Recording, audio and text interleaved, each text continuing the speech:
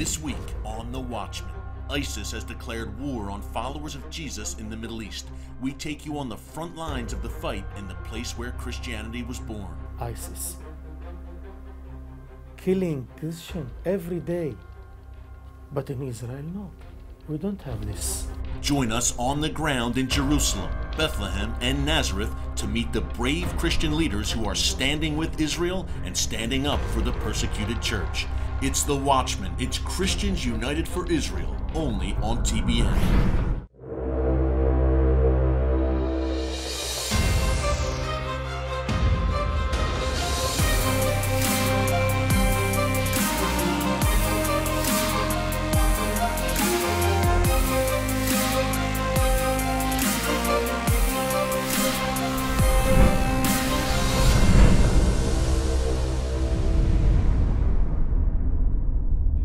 And welcome to The Watchman. I'm standing at the Church of the Nativity in a very windy Bethlehem. This is the place where it's believed that Jesus was born. And folks, I come here during a time of really great significance for the Christian communities of the Middle East. This is the birthplace of the faith. This is the cradle of Christianity, yet right now, followers of Jesus are on the run across this region. You look at Syria and Iraq, where ISIS has declared war against Christians. They are carrying out a premeditated genocide. They're making very clear, folks, what they want to do. They want to stamp out Christianity in the Middle East and North Africa. This is the place of Christianity's birth. This is where Jesus walked, and ISIS right now is literally raping, pillaging, murdering, and emptying these lands of its Christian population. It's a really stunning development, and many times in the church in America, we see silence in the face of this onslaught where our brothers and sisters in Christ are literally laying down their lives because they refuse to renounce the Lord Jesus Christ. This is happening in real time, folks, before our very eyes.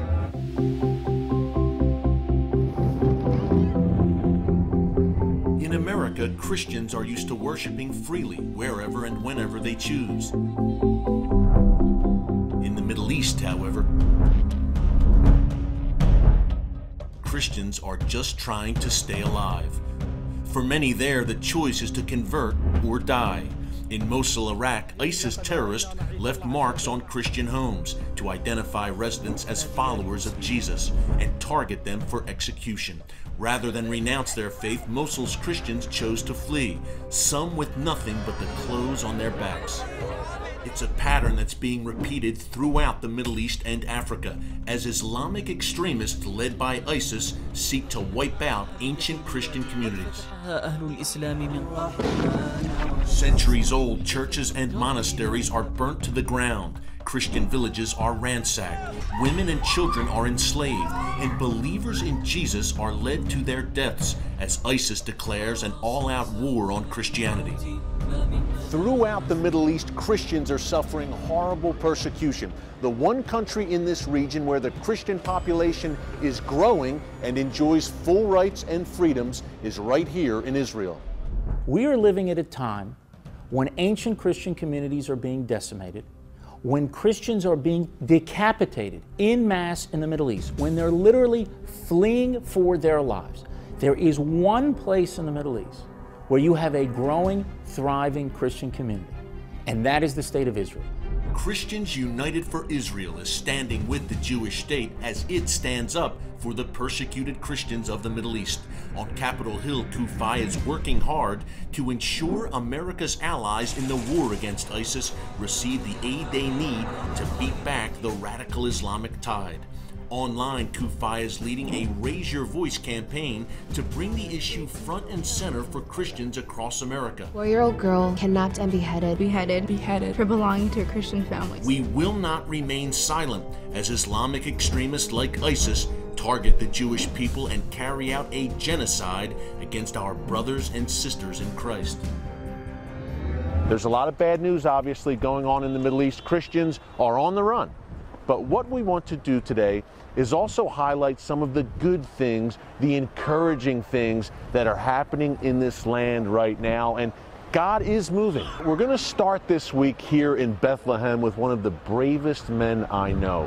Pastor Stephen Coury is senior pastor of First Baptist Church right here in Bethlehem. He's also pastor of Calvary Bible Church in East Jerusalem. It's the largest Arab congregation in all of Jerusalem. Pastor Stephen is doing some great things here in the land, and we sat down at First Baptist Church here in Bethlehem to talk about it. Take a look. Pastor Stephen, it's great to be with you, my friend, in your beautiful church here in Bethlehem. So right now you're in my father's church, which is called the Bethlehem Ministry.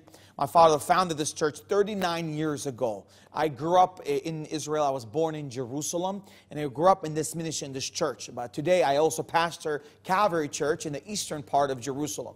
This church in this community has seen a lot over 39 years. We've seen struggles and trials and tribulations and persecution and attacks and discriminations. But we've stood strong through the waves, through the storms, because we believe in the message that we have. And the message that we have is an everlasting message that changes lives. We cannot take credit for that. All we do is we just say, God, use us. We are willing to do. We are willing to lay down our lives. And it's not easy for you, by the way. I mean, you're doing a great work. It can be dangerous sometimes. This very church, this beautiful church we're sitting in, great facility. You've seen Molotov cocktails. You've seen fire bombs. Talk about some of the price that you, your father, have had to pay for your boldness. You know, during the late 80s and early 90s was the Intifada, which is called the first Intifada, the Uprising. Intifada in Arabic, the translation of it means uprising. So during those days, my father was teaching about loving your enemy, loving your neighbor as yourself, loving the other in the land. That's the whole context of Christ's teaching, to love the Lord our God, and then to love thy neighbor as thyself. So within that realm is, by simply teaching to love your enemy, automatically you're a traitor. Automatically you're an enemy sympathizer or a Jewish sympathizer. So during those days we've been attacked by rocks and stones or by Molotov bombs. Some of our church members even lost their lives. People always ask us, why do we keep going on? You know, we don't have a 1, 2, 3 sort of easy step of why we do it. All we know is that we have a calling. And we believe in this calling. It's not a man-made draw. It's not a man-made calling. This calling that we have is from the Almighty One. Because it's the Almighty One, it cannot be shaken, it cannot be moved. I grew up getting phone calls 2, 3 a.m. in the morning. My father would get phone calls of death threats or what be it. I remember my father would say, my days are numbered, because some of the threats would say, your days are numbered. And his response to them would be, my days are unnumbered, yes, you're right, but not by man, not by you, by God himself. And I think your calling, Pastor, is even more important now in terms of what we see going on across the region. We see ISIS rampaging across the region, specifically targeting believers in Jesus. Genocide, persecution for believers in Syria, Iraq, here in the birthplace of the faith, the cradle of Christianity. Do you feel an even more special charge in that context here in the Middle East, as in many cases, look, Christians are being emptied out of this region? ISIS, their presence in the Middle East has created the biggest mission field since, I would say, during the Salahuddin era, where Muslims and the Crusaders were fighting. Because today, this younger Muslim Arab generation is starting to ask, what is true Islam? Is ISIS true Islam? If it is, then do I really want this? The person who lives down the road, who's I've known all my life, or played sports all my life, who is a Christian, does he deserve to be beheaded? The other thing we're seeing is that where Christianity is decreasing throughout the Middle East, or it's being threatened throughout the Middle East, one fact that even anti-Israel people within this land cannot deny: Christians and Christianity is more stable within this land of Israel, even amongst the Palestinian community. And I think we have to acknowledge both sides. Yes, it's a Christianity is under pressure within the Palestinian community, but within the Palestinian community and within the Israeli community, on both sides. And that's thanks to the collaboration of many Christians who are putting pressure on the Palestinian Authority movement that they need to communicate, they need to create a safer haven for the Christian community. That Israel today, the land of Israel, Holy Land, the Holy Land, the Palestinian area and the Israeli area, Christianity is stable. Even though it's under threat, but it's stable. A lot more stable than most Middle Eastern countries. So now a statement that's floating around the community is that Christianity is safer, and Christian is more stable in this land than actually any other Middle Eastern country today. And that's a fact. And that's a fact. And you're living proof of that. We have this rash recently of stabbings and car rammings and shootings, young Palestinian, many times teenagers, 20-somethings, killing Jewish men, women, and children. What do you make of all of that? Hatred, it doesn't start here, it starts here. When young kids are taught that you only have two enemies, Satan and the Jews. When young kids are taught that you have three enemies, the Jews, Satan, and Christians. That's what they're going to get brought up under. So planting presence in Bethlehem, 39 years today. We are the fastest growing Arab ministry in the land. Planting a church in Jerusalem. It's a strategic location. And that's how we keep getting pushed out from one place to another, because of our stands, because of our giving hope. We believe, why are we willing to wake up every morning and to risk our lives, risk our families? It's because we believe that we can change lives. We've seen lives changed before. We believe we can change more lives today and tomorrow and after, because they're hungry, they're seeking for truth. Pastor Stephen, thank you so much. It's an honor, my friend. We're praying for you. Keep it up here in Bethlehem. Aaron. Thank you, my friend. I really think we could call this episode of The Watchman Profiles in Courage. We had Pastor Stephen Coury in Bethlehem on the front lines. Now, after the break, we are going to head to Nazareth to meet Father Gabriel Nadaf. He's doing some strong work in the city where Jesus was raised against overwhelming odds. You won't want to miss this. Stay tuned. We see it all over the internet, newspapers, and television as terror groups like ISIS, Hezbollah, and Hamas terrorize Israel. Each year, the threat increases and intensifies. Will you pray for Israel? Will you confront government officials on behalf of Israel and the Jewish people? How will you answer God if you choose to do nothing? To see evil and not call it evil is evil. Not to speak is to speak. Not to act is to act. God will not hold us harmless. Stand up and speak up and do it now. Join Kufi, where 2.5 million Christians across the U.S. are working together to defend Israel in our classrooms, churches, and communities. They have an active presence in over 300 college campuses and mobilize their members to communicate pro-Israel perspectives to elected officials. Visit our website, cufi.org. And welcome back to The Watchman. At a time when ISIS and other jihadi forces are on a rampage in this region, slaughtering and persecuting Christians for their faith, Father Gabriel Nadaf is making a real push here in Israel to help Arab Christians, citizens of this country, become fully integrated into Israeli society, to serve in the Israeli military, to be proud citizens of Israel. It's a brave work that Father Nadaf is doing, and it can also be a very dangerous work.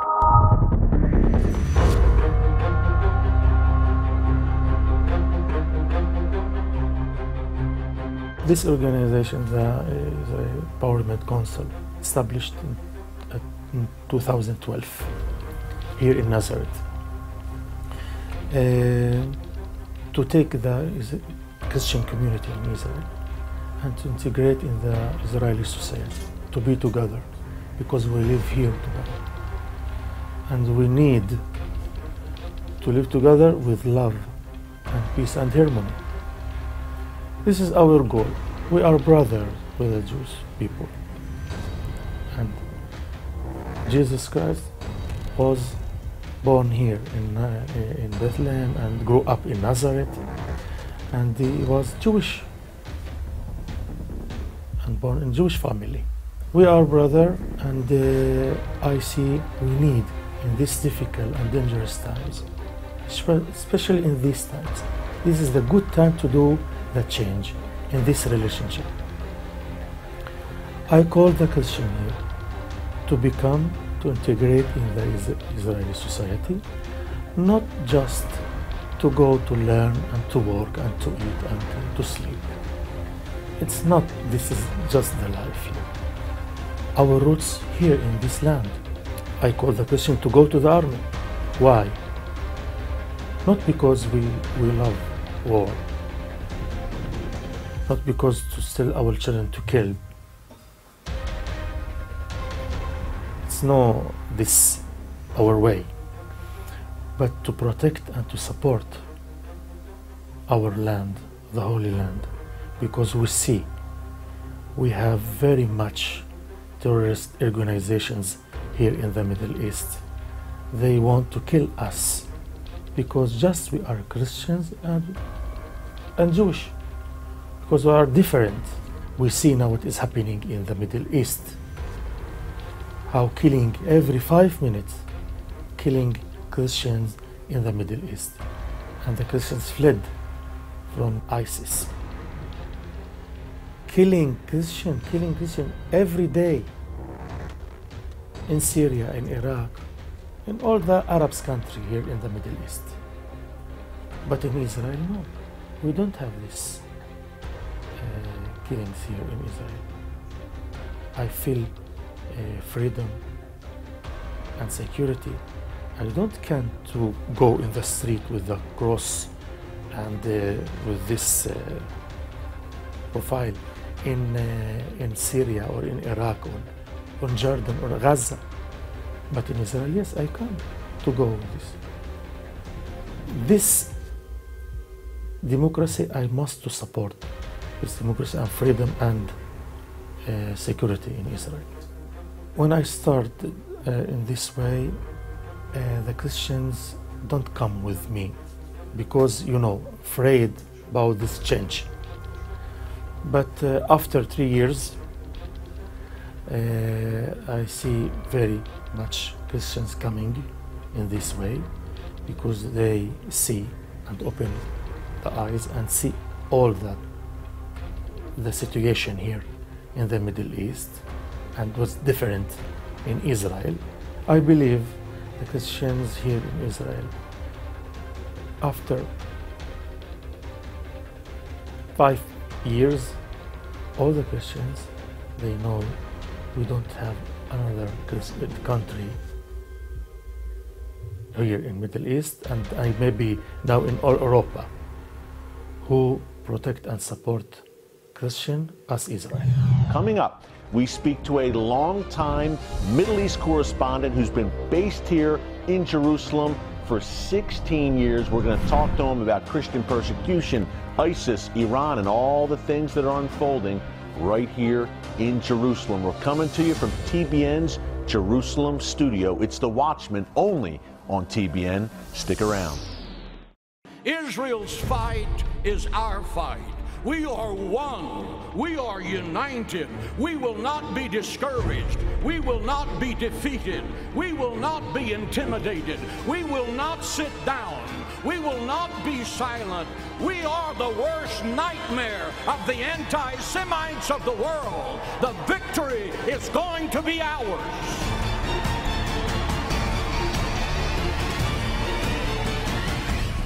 Join the largest pro-Israel organization in the U.S. for the 2016 CUFI Summit in Washington, D.C., July 18th and 19th. You will hear numerous experts and have an opportunity to meet face-to-face with your government representatives and express your support for Israel.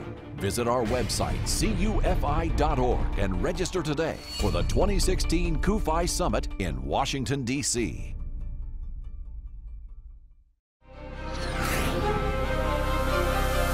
And welcome back to The Watchman from TBN's Jerusalem studio. You know, I'm very lucky, folks. I'm privileged, I'm blessed. I'm able to visit Jerusalem several times a year as part of my job.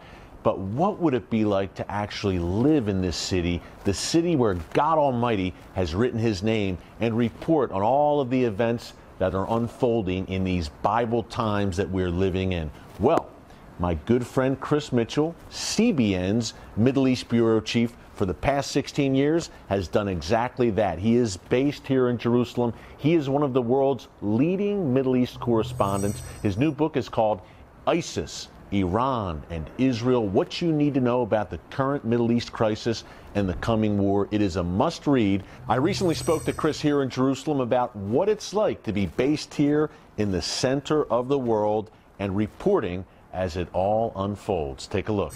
Well, Chris, you've been here reporting on the ground in Jerusalem for 16 years. Yeah.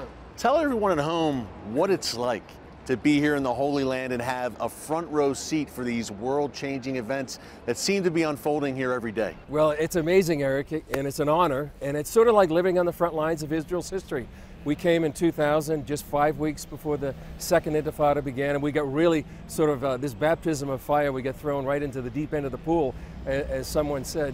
But to see the second Intifada, to see the disengagement from Gaza in 2005, to see the second Lebanon War 2006, just to see what's happening in the last several months, in the last year, is amazing.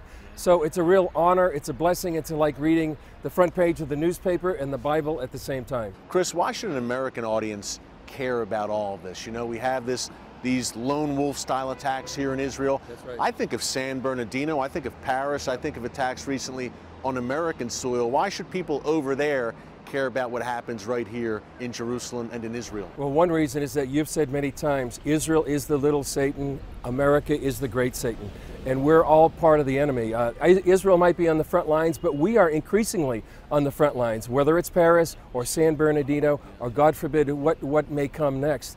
This is an attack against Western civilization.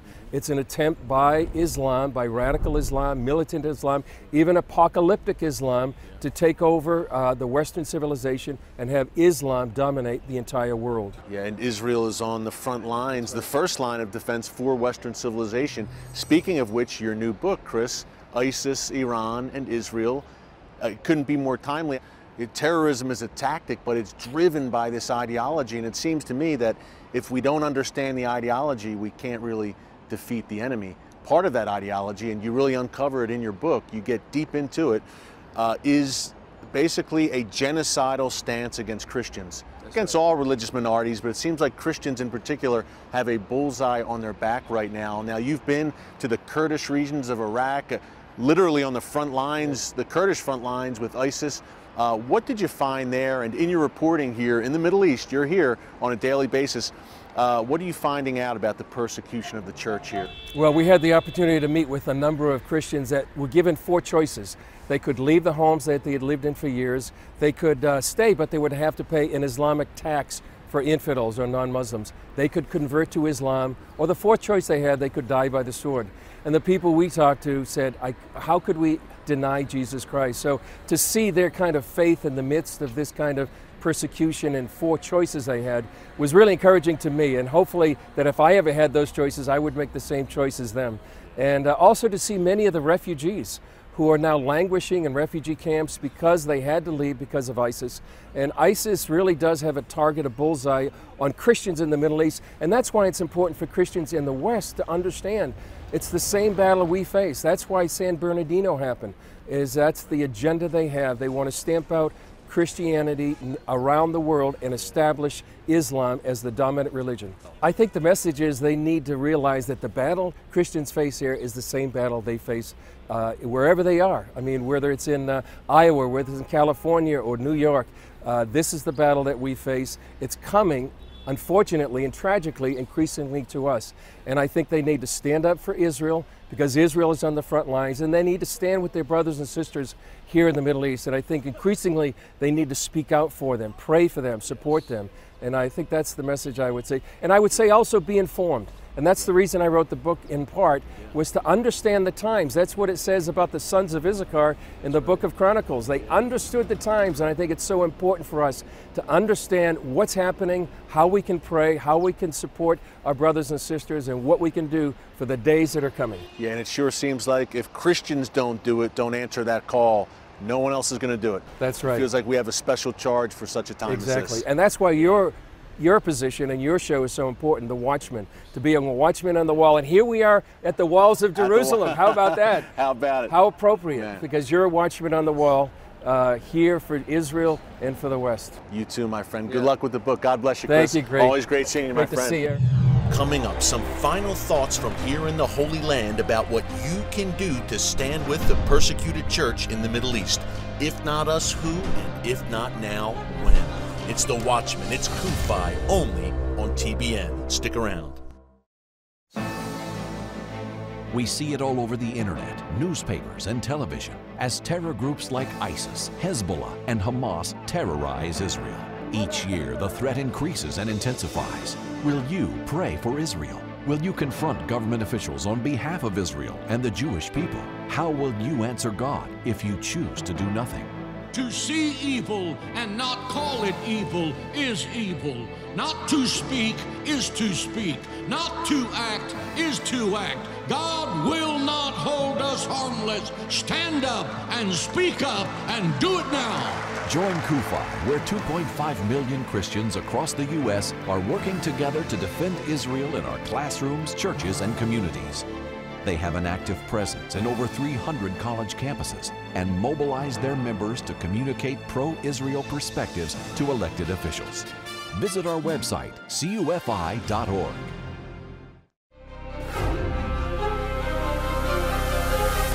And welcome back to The Watchman. We're wrapping up here at TBN's Jerusalem studio. You know, folks, there's an old saying in the world of radical Islam and jihad. First the Saturday people, the Jews, then the Sunday people, the Christians. We are seeing this play out in real time today before our very eyes as Jews are being targeted here in the land of Israel because they're Jews, and Christians have a bullseye on their back. They're being slaughtered and chased out of their ancestral homelands, whether it's Syria, Iraq, Gaza, Egypt. Christians here in the birthplace of Christianity are under siege. So what are we going to do about it? I keep saying that Christians United for Israel, CUFI, is a movement. Well, a crucial part of this movement, folks, is standing with the persecuted church, because no one else is going to do it if the church doesn't do it. And our friends here in the Middle East need us right now. Jesus said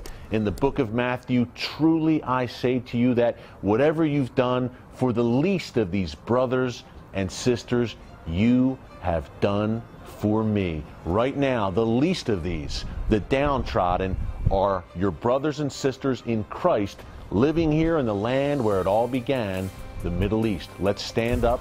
Let's speak out. Well, thanks for joining us here on The Watchman. God bless you.